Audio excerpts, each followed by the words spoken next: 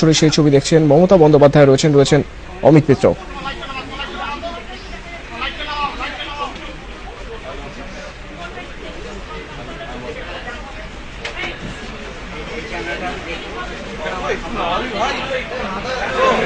এর আগে জরুরি বৈঠক ছিল আজ, সেই গুরুত্বপূর্ণ বৈঠক, সেখানে প্রার্থী তালিকা চূড়ান্ত হয়েছে এরকমই অনুমান করা যায়।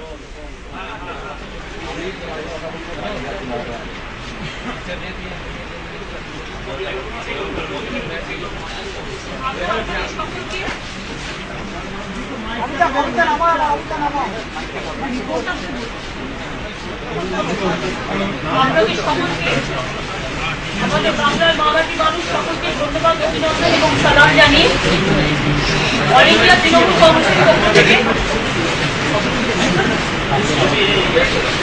আমরা আমাদের কংগ্রেসের বিধানসভার প্রার্থীদের লিস্ট 2016 নির্বাচনে আমরা ঘোষণা করছি এবং এটা হচ্ছে আমাদের ক্যান্ডিডেট যেটা আপনাদের সকলের কাছে অল ইন্ডিয়া তৃণমূল কংগ্রেসের পক্ষ থেকে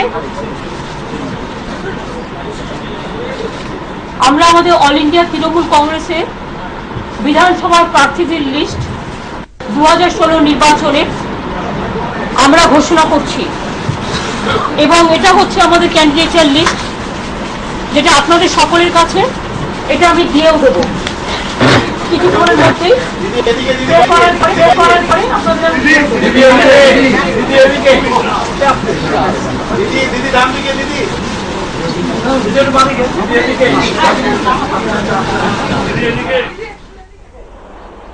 তৃণমূল কংগ্রেসের যেটা অ্যাসেম্বলিতে আপনারা জানেন যে schedule caste, schedule tribe, minority, general caste সবাইকে নিয়েই করতে হয় এবং তার মধ্যেও যে লিমিটেশন আছে লিমিটেশনের মধ্যেও যতটা পারি আমরা অ্যাকোমোডেট করি।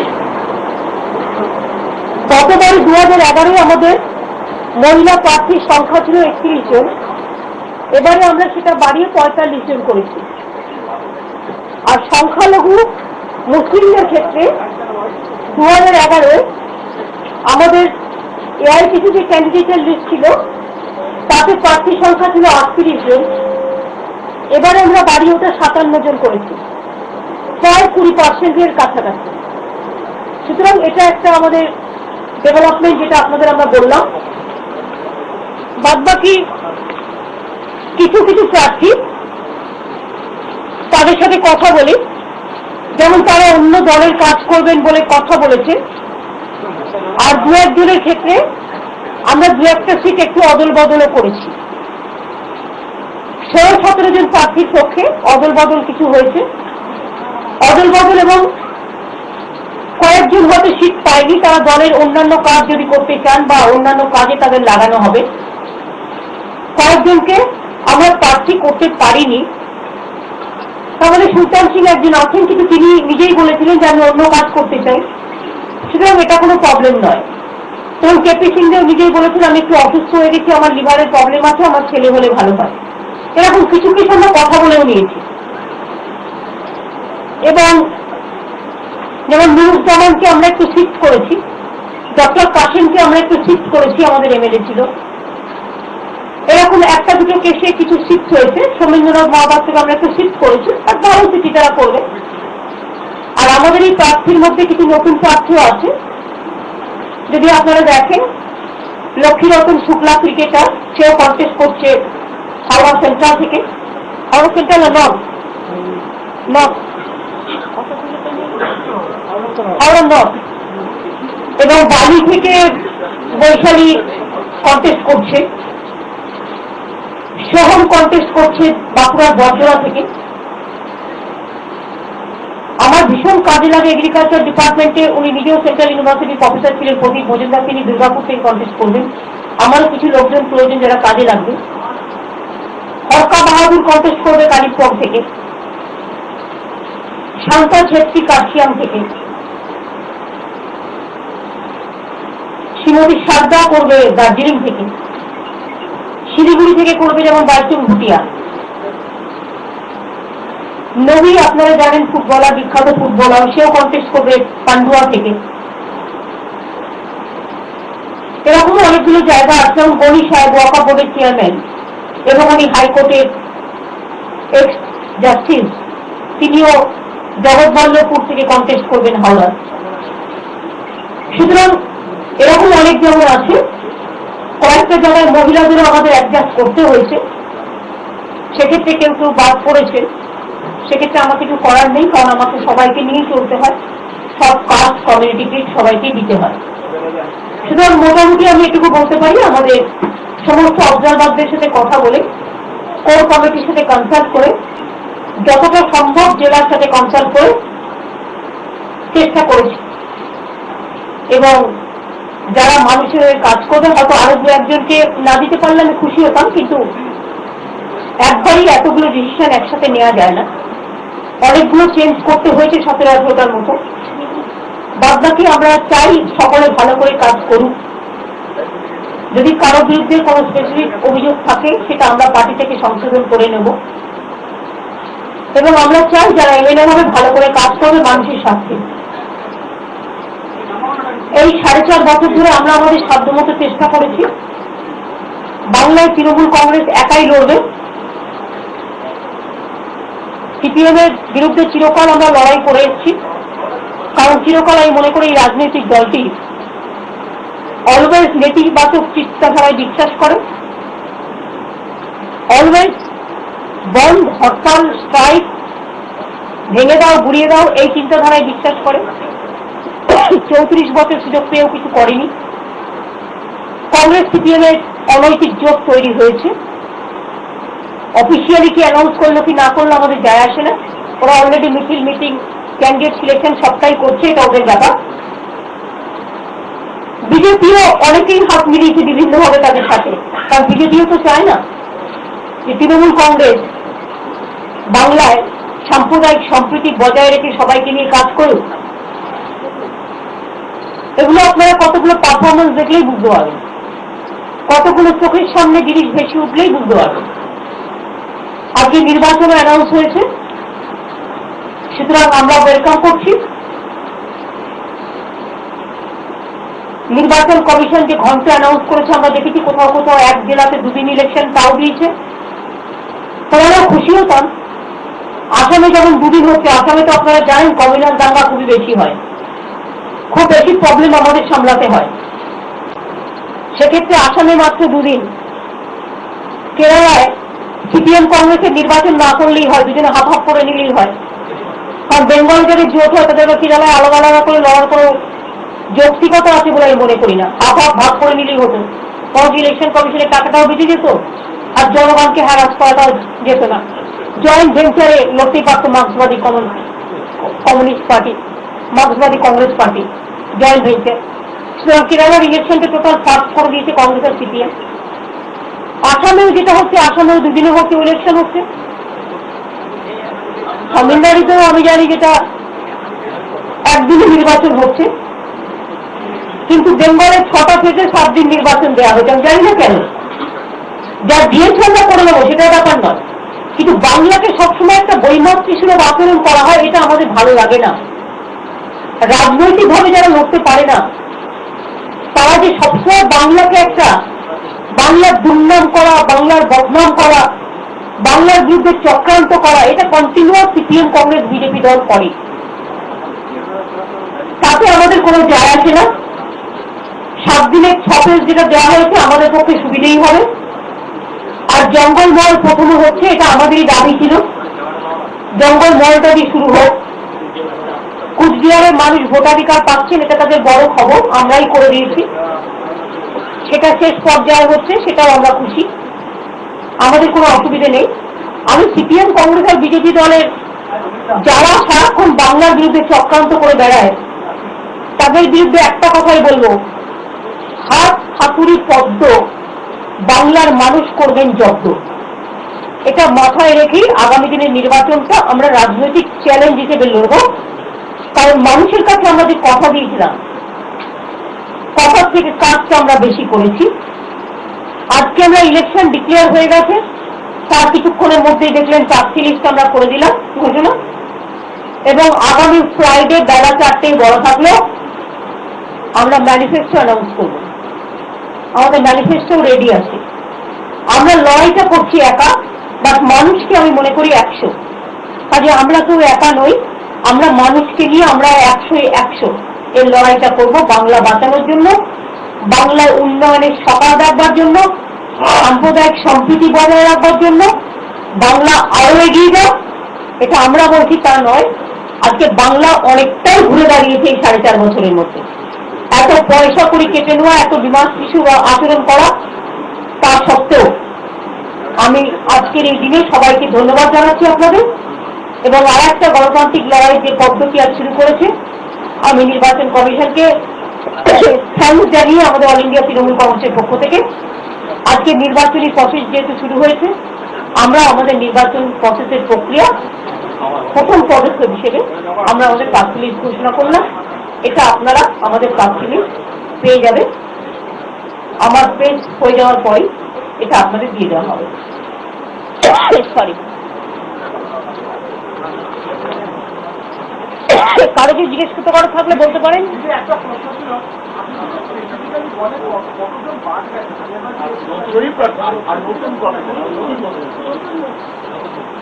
নতুন মুখ অনেকটাই আছে, কারণ আপনারা মনে রাখবেন আমাদের প্রায় 185-86টা সিট ছিল, এবং তাতে কংগ্রেস এবং সিপিএম বা অন্যান্য দল থেকে আমাদের দলে বেশ কয়েকজন এসেছিল। যারা এসেছিল তারা প্রত্যেকেই টিকিট পাচ্ছেন। সেটা ধরেও সংখ্যাটা যদি 200-র মতো হয়, তাহলে তো 94 জন প্রায় নতুন প্রার্থী থাকবেই। এবং 94 জন নতুন প্রার্থীর মধ্যেও পুরনোদের মধ্যেও কিছু শিফট হয়েছে আমি বলেছি। যেমন ডক্টর কাশেম এখান থেকে আরেকটা জায়গায় লড়াই করছেন, নুরুজ্জামান এখান থেকে আরেকটা জায়গায় লড়াই করছেন। এরকম যদি কিছুটা অ্যাডজাস্ট আমি করতে পারি, তাহলে 14-15 জন হয়তো বাদ গেছে। আমি অ্যাপ্রক্সিমেট বলি, এটা 17 হতে পারে। সেটা তো কখনো কখনো নতুনদের সুযোগ করে দেওয়ার জন্য কিছুটা সিদ্ধান্ত নিতে হতেই পারে। তবে আমি একটা খুশি, মেয়েদের এবং সংখ্যালঘুদের সিট বেড়েছে। জেনারেল কাস্ট যারা, তাদের ডিপ্রাইভ না করেও সবাইকে নিয়ে যেটা শুরু হয় সেটাই ভালো হয়। আগের বার আমরা 31 জন দিতে পেরেছিলাম, এবার আমরা 45 জন দিতে পেরেছি। আর সংখ্যালঘু আমাদের আগের বার ছিল সম্ভবত, আমি বলেছি আপনাদের, হ্যাঁ 38 জন, এবারে হয়েছে সেটা 57 জন হয়েছে, প্রায় 20%, 19.38%, প্রায় 19.5%। আর মহিলাও আমরা প্রায় এবারে দিয়েছি প্রায় 15.5%। মোটামুটি আছে। মডেল কন্টেস্ট করছে, নিশ্চয়ই করছে। One question that I have is, 5 states are going for vote. Of them, almost all of them except Bengal are polling in either one place or 2 places at best.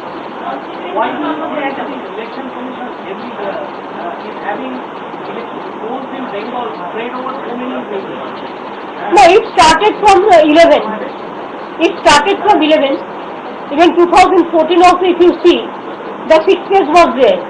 And that time also there are some district was also divided. This time also I have seen one district 2 days election. That also I have seen.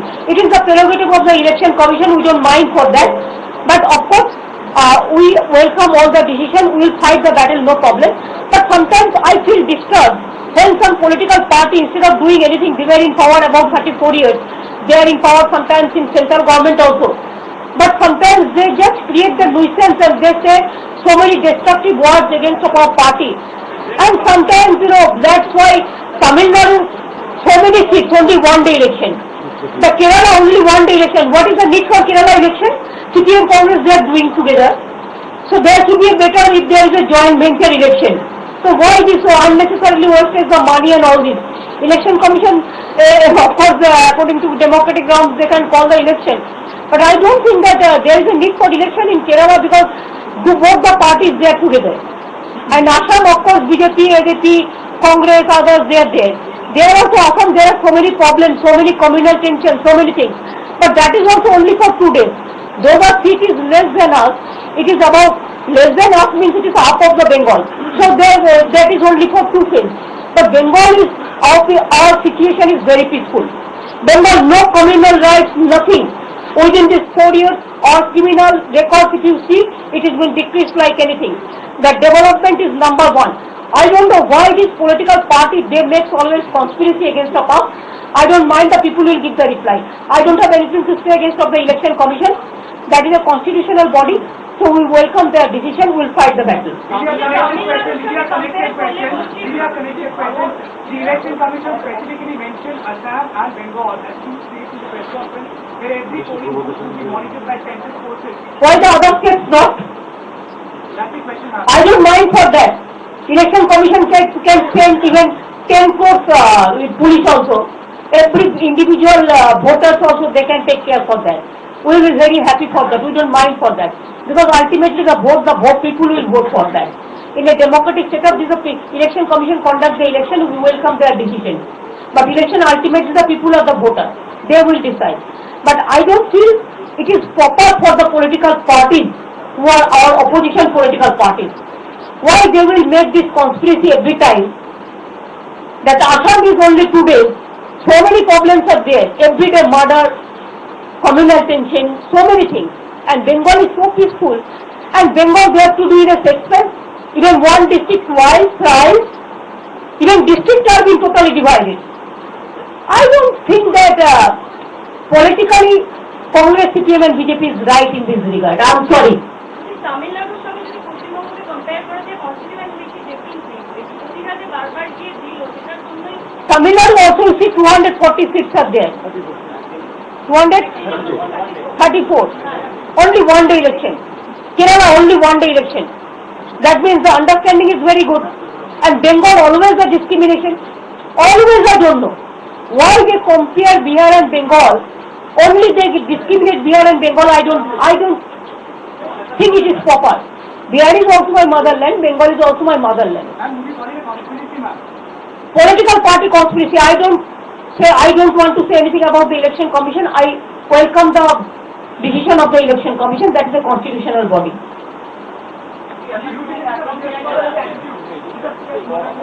That is the political parties. I said yes.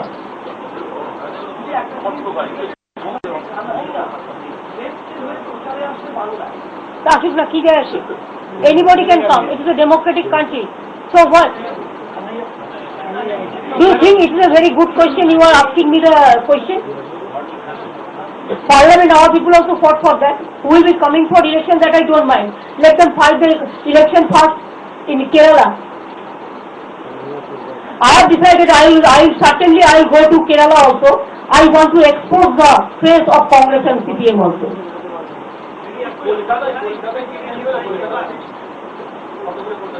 না আপনারা তো feel পেলেই দেখে নেবেন Kerala I want to go. Kerala I want to go because I want to give a message to the people. Bengal Congress and CPM are fighting together and Kerala they are deserving each other. I don't know what is the moral. কি বলছেন বুঝতে পারছি না That people will decide. हमने तो चुनाव में contest करेंगे. हमारा जनता का ऊपर पूरा भरोसा है लेकिन जनता का ही इसमें प्रेरोगेटिव है पूरा वोट करने का. मेरे को विश्वास है जनता ने पूरा वोट हमारा ऑल इंडिया तृणमूल कांग्रेस जुरापुर उम्मीदवार के लिए करेंगे.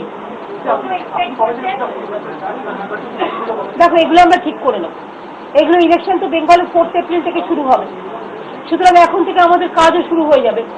কিন্তু ইলেকশনে তো যেভাবে বেঙ্গলে করা হয়েছে 6টা ফেজে 7টা দিনে সেক্ষেত্রে তো এক একটা জায়গায় হয়তো কোনো জায়গায় যেমন প্রথম দিনে ইলেকশন মাত্র 17টা সিটে এমনকি 294টা সিটে 294 দিনে ইলেকশন করলেও আমি খুশি হতাম. তাহলে আমার 3টে মাস চলে যেত. একদিন শুধু একটা করে মিটিং করতাম আর জনগণের কাজ করতে হতো না. এখনকার দিনে এটা দেখছি সবচেয়ে সহজ জনগণের কাজ না করার কাজ নষ্ট করা. তাতে আমি বললাম সিপিএম কংগ্রেস বিজেপি দেখবে মানুষের জামানত বাজেয়াপ্ত করে ছেড়ে দেবে. এটা চ্যালেঞ্জ টু আস.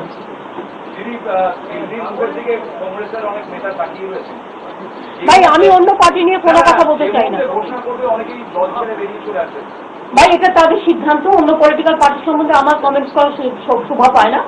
বাট আমরা তৃণমূল কংগ্রেস তৈরি করেছিলাম এইটাই বলে যে এই অনৈতিক জোট আমরা মানি না. এই অনৈতিক জোট অনেক দিন ধরে চলছে. আজকে মানুষের কাছে সেটা প্রমাণিত. যদি কেউ ছেড়ে চলে আসে আমরা তাদের গ্রহণ করবো. হ্যাঁ নিশ্চয়ই তিনি প্রার্থী হয়েছেন ভাঙড়ে, সিদ্দিকুল্লাহ প্রার্থী হয়েছেন মঙ্গলকোটে, সিদ্দিকুল্লাহের প্রার্থীর আরেকজন মোটাবাড়িতে মালদার প্রার্থী হয়েছেন নিশ্চয়ই। কেন আপনার খুব ইন্টারেস্ট? ও তো আগেরবারও এমএলএ ছিল না। আরাবুল পঞ্চায়েত সমিতির সভাপতি আছে, আপনি কোশ্চেন করবেন আবার বলবেন আরাবুলকে নিয়ে বললো, এটা ঠিক নয়।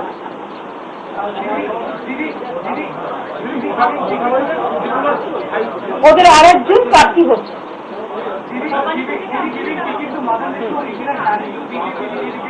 না না, কাউকে চ্যালেঞ্জ করার ব্যাপার নেই। মদন মিত্র এমএলএ ছিল, এমএলএ থাকবে রিসমাস। কামারাজি থেকে মানুষকে উনি এখন দাঁড়াচ্ছেন, মানুষ ভোট দিলে উনি জিতবেন।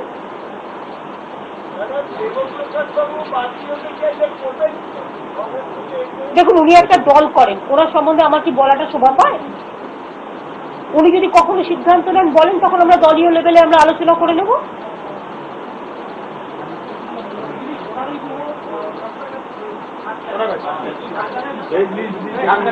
লিস্টটা দেখে নিন, লিস্টে সবটাই আসছে। থ্যাংক ইউ, সবাইকে জল খেয়ে নেবেন।